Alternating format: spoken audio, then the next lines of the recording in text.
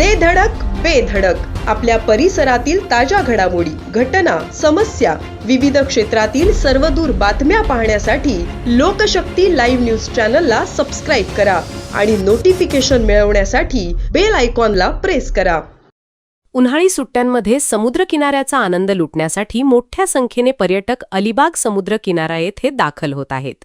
मात्र अलीकडे किनाऱ्यावर आढळून आलेल्या ब्लू बटन या जेलीफिश सदृश सागरी जीवामुळे पर्यटकांना सतर्कतेचा इशारा देण्यात आला आहे.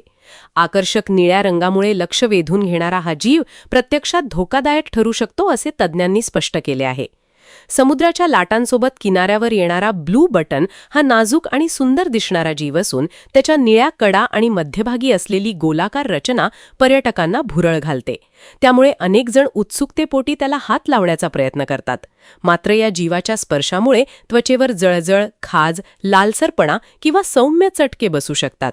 काही संवेदनशील व्यक्तींमध्ये ही प्रतिक्रिया अधिक तीव्र होण्याची शक्यता तज्ज्ञांनी व्यक्त केली आहे.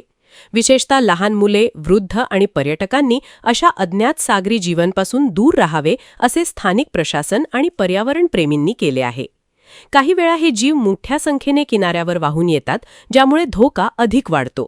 त्यामुळे किनाऱ्यावर फिरताना अधिक सतर्कता बाळगणे गरजेचे ठरते.